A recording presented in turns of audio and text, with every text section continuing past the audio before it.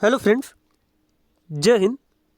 आज से हम लोग आने वाले रीट एग्ज़ाम के लिए एक न्यू सीरीज स्टार्ट कर रहे हैं, जिसमें से हम लोग सीडीपी के 4000 प्रश्नों की प्रैक्टिस करेंगे और ये सारे क्वेश्चन हमारे वन लाइनर टाइप के रहेंगे, जो रीट लेवल 1 हो या फिर लेवल 2 हो, दोनों के लिए बेहद कारगर साबित होंगे।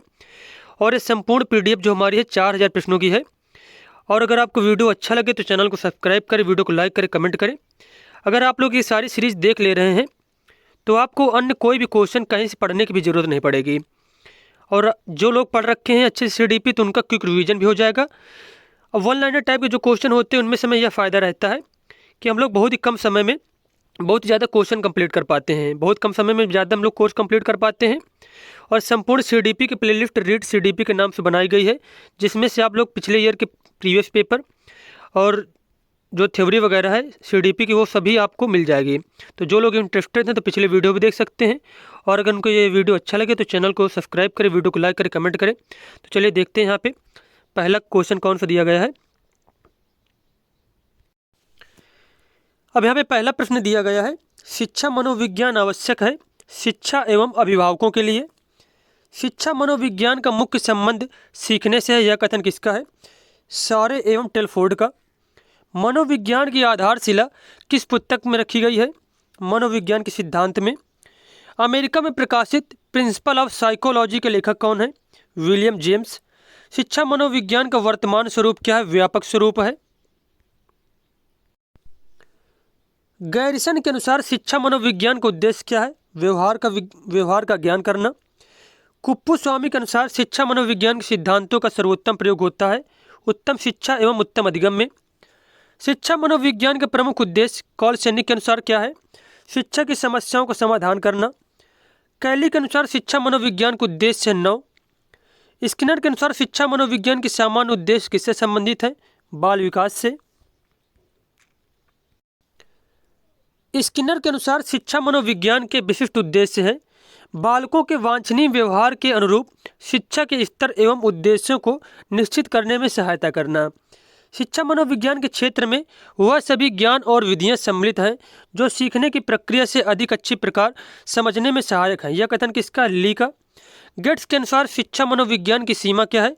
अस्थिर एवं परिवर्तनशील। अस्थिर एवं परिवर्तनशीलता। अगला प्रश्न है, अवस्था विशेष के आधार पर ही हमें किसी बालक को युवा या वृद्ध कहना चाहिए। यह कथन किसका है? फ्रॉबेल का। हर्बर्ट के अनुसार शिक्षा सिद्धांतों का आधार होना चाहिए मनोवैज्ञानिक। मॉन्टेसरी के अनुसार एक अध्यापक द्वारा उस स्थिति में शिक्षण कार्य प्रभावी ढंग से किया जा सकता है जब उसे ज्ञान होगा मनोविज्ञान के प्रयोगात्मक स्वरूप का। वर्तमान समय में शिक्षा मनोविज्ञान की आवश्यकता है बाल केंद्रित शिक्षा के रूप में। वर्तमान समय में शिक्षा मनोविज्ञान की आवश्यकता समझी जाती है सर्वांगीण विकास में, बच्चे के सर्वांगीण विकास में। शिक्षा मनोविज्ञान का प्रमुख लाभ है शिक्षक शिक्षार्थी मधुर संबंध इससे बन पाते हैं।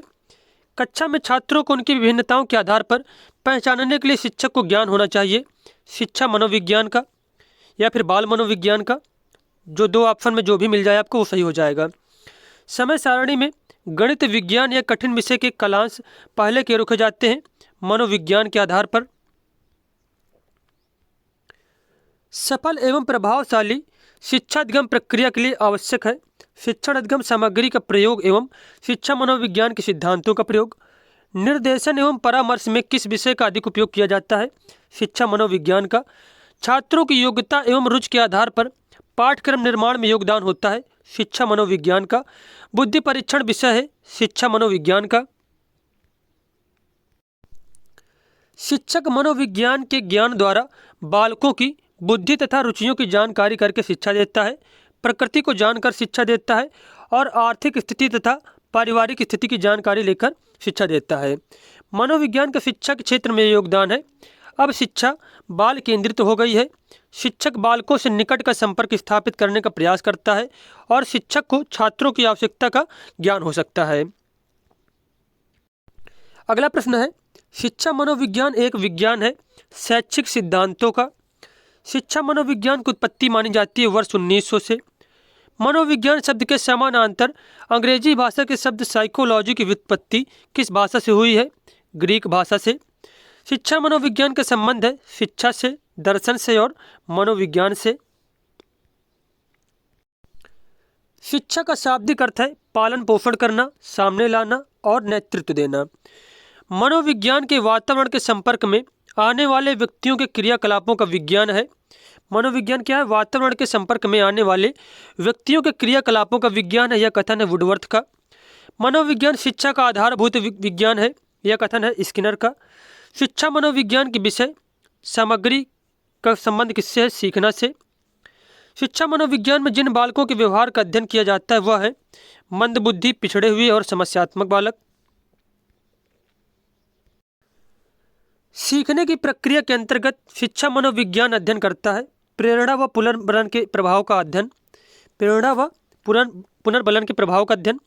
मनोविज्ञान मन का विज्ञान है, यह कथन अरस्तु का नहीं है, यह कथन है पोम्पोनोजी का। किसका है?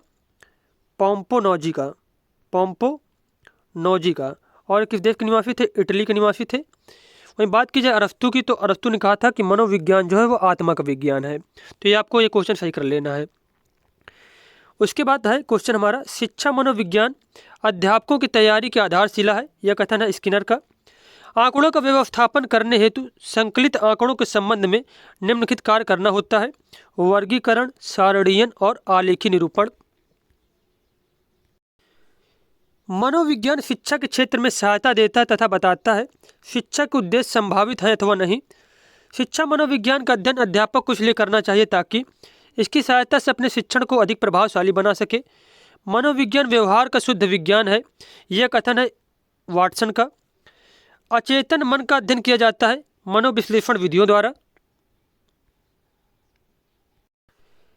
मनोविश्लेषणात्मक प्रणाली के जन्मदाता है सिगमंड फ्रायड। वर्तमान समय में मनोविज्ञान है व्यवहार का विज्ञान। शिक्षा मनोविज्ञान का विषय क्षेत्र नहीं है शैक्षिक मूल्यांकन करना। शिक्षा किसी निश्चित स्थान पर प्राप्त की जाती है, यह कथन शिक्षा के किस अर्थ में प्रयुक्त होता है? शिक्षा के संकुचित अर्थ में। साइकिक अर्थ होता है मानवीय आत्मा या फिर मन। मनोविज्ञान को व्यवहार का विज्ञान कहा वाटसन ने। मनोविज्ञान मन का वैज्ञानिक अध्ययन है जिसके अंतर्गत न केवल बौद्धिक अपितु संवेगात्मक अनुभूतियों, उत्प्रेरक शक्तियों तथा कार्य व्यवहार भी सम्मिलित है, यह कथन किसका है? C.W. वैलेंटाइन का।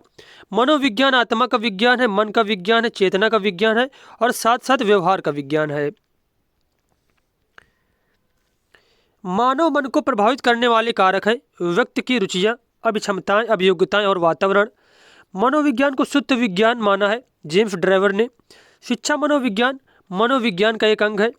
शिक्षा मनोविज्ञान के प्रकृति से संबंध में कहा जा सकता है यह सर्वव्यापी तो है और सार्वभौमिक भी है। कैसी है?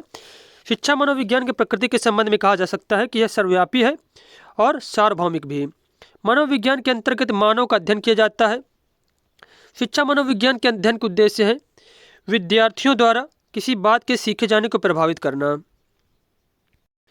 अब जैसे ये क्वेश्चन दिया गया है मनोविज्ञान के अंतर्गत मानव का अध्ययन किया जाता है, तो ये आपको याद रखना है, इसमें से कुछ आपको सही करना है कि जैसे कि मनोविज्ञान जो है अब प्रेजेंट टाइम में व्यवहार का अध्ययन है, व्यवहार के अध्ययन के रूप में मनोविज्ञान को स्वीकार किया गया है। तो मानव के साथ साथ पशुओं और पक्षियों इन सभी के व्यवहार का अध्ययन किया जाता है मनोविज्ञान में। अगर ऑप्शन में मिल जाए आपको कि मनोविज्ञान में किसका अध्ययन किया जाता है, तो सभी प्राणियों के जो है व्यवहार का अध्ययन किया जाता है, चाहे वो पशु हो, चाहे वो मानव हो, चाहे वो पक्षी हो। अगला क्वेश्चन यहाँ पे है मनोविज्ञान शिक्षा के क्षेत्र में सहायता देता है तथा स्पष्ट करता है शिक्षक उद्देश्य की संभावना को। शिक्षक को शिक्षा मनोविज्ञान के अध्ययन की प्रत्यक्ष आवश्यकता नहीं है शारीरिक सुडौलता की। यहाँ पे मिस प्रिंट है, यहाँ पे लिखना है मनोविज्ञान का संबंध प्राणी मात्र के व्यवहार के अध्ययन से है, जबकि शिक्षा मनोविज्ञान के क्षेत्र मानवीय व्यवहार के अध्ययन से है, शैक्षिक संस्थितियों में मानव व्यवहार से है। शिक्षण प्रक्रिया के अंग है शिक्षण के उद्देश्य, शिक्षण को सार्थक बनाने वाले ज्ञानानुभव, शिक्षण का मूल्यांकन। शिक्षा मनोविज्ञान का मूल उद्देश्य है विद्यार्थियों की योग्यताओं एवं क्षमताओं को ध्यान में रखते हुए उनके द्वारा किसी बात को सीखे जाने से संबंधित बातों को प्रभावित करना। शिक्षा का संबंध है शिक्षक उद्देश्य से और कक्षा पर्यावरण व वातावरण से। शिक्षा मनोविज्ञान का क्षेत्र है व्यापक। शिक्षा मनोविज्ञान के सामान्य उद्देश्य है बालक के व्यक्तित्व का विकास, शिक्षण कार्य में सहायता और शिक्षण विधियों में सुधार। अवस्था विशेष के अनुभवों के आधार पर ही हमें किसी को बालक, युवा एवं वृद्ध कहना चाहिए, यह कथन है फ्रोवेल का। शिक्षा मनोविज्ञान का प्रमुख उद्देश्य है बाल केंद्रित शिक्षा का विकास करना। बालक के विकास की प्रक्रिया कब शुरू होती है? जन्म से पूर्व शुरू हो जाती है। विकास की प्रक्रिया जीवन पर्यंत चलती रहती है। सामान्य रूप से विकास की कितनी अवस्थाएं होती हैं? 5 अवस्थाएं होती हैं। वातावरण में सब बाह्य तत्व आ जाते हैं जिन्होंने व्यक्ति को जीवन आरंभ करने के समय से प्रभावित किया है। यह परिभाषा किसकी है? वुडवर्थ की। वंशानुक्रम व्यक्ति की जन्मजात विशेषताओं का पूर्ण योग है, यह कथन है बीएन झा का। वंशानुक्रम के निर्धारक होते हैं जीन्स होते हैं। कौन सी विशेषता विकास पर लागू नहीं होती है? विकास को स्पष्ट इकाइयों में मापा जा सकता है। ये आप मतलब यहाँ पे बताया गया है कि विकास को स्पष्ट इकाइयों में मापा नहीं जा सकता है। शैशव काल का नियत समय होता है जन्म से 5 या 6 वर्ष तक। बालक की तीव्र बुद्धि का विकास पर क्या प्रभाव पड़ता है? बालक की तीव्र बुद्धि का विकास पर क्या प्रभाव पड़ता है? विकास सामान्य से तीव्र होता है। विकास एक प्रक्रिया है निरंतर चलने वाली। बाल्यावस्था में मस्तिष्क का विकास हो जाता है 90% तक। अंतर्दर्शन विधि में बल दिया जाता है स्वयं के अध्ययन पर। नेक्स्ट क्वेश्चन है, बालक को आनंददायक सरल कहानियों द्वारा नैतिक शिक्षा प्रदान करनी चाहिए, यह कथन है कॉलसैनिक का। विकास के संदर्भ में मैकडुगल ने मूल प्रवृत्त्यात्मक व्यवहार का विश्लेषण किया। जब हम किसी भी व्यक्ति के विकास के विषय में चिंतन करते हैं तो हमारा आशय उसकी कार्य क्षमताओं से होता है, उसकी परिपक्वता से होता है, उसकी शक्ति ग्रहण करने से होता है। संवेगात्मक विकास में किस अवस्था में तीव्र परिवर्तन होता है? किशोरावस्था में। वृद्धि और विकास है एक दूसरे के पूरक। चारित्रिक विकास का प्रतीक है उत्तेजना। विकासात्मक पद्धति को कहते हैं उत्पत्ति मूलक विधि। मानसिक विकास के लिए अध्यापक का कार्य बालकों को सीखने के पूरे अवसर प्रदान करे, छात्र छात्राओं के शारीरिक स्वास्थ्य की ओर पूरा ध्यान दे, व्यक्तिगत भेदों की ओर ध्यान देते हुए उनके लिए समुचित वातावरण की व्यवस्था करे। वाटसन ने नवजात शिशु में मुख्य रूप से किन संवेगों की बात कही है? भय, क्रोध व स्नेह की। किशोरावस्था की मुख्य समस्याएं शारीरिक विकास की समस्याएं, समायोजन की समस्याएं, काम और संवेगात्मक समस्याएं। शैशवावस्था होती है जन्म से 6 वर्ष तक। शिशु का विकास प्रारंभ होता है गर्भाकाल में। बाल्यावस्था के लिए पर्याप्त नींद होती है 8 घंटे की। नेक्स्ट क्वेश्चन है, बालिकाओं की लंबाई की दृष्टि से अधिकतम आयु है 16 वर्ष।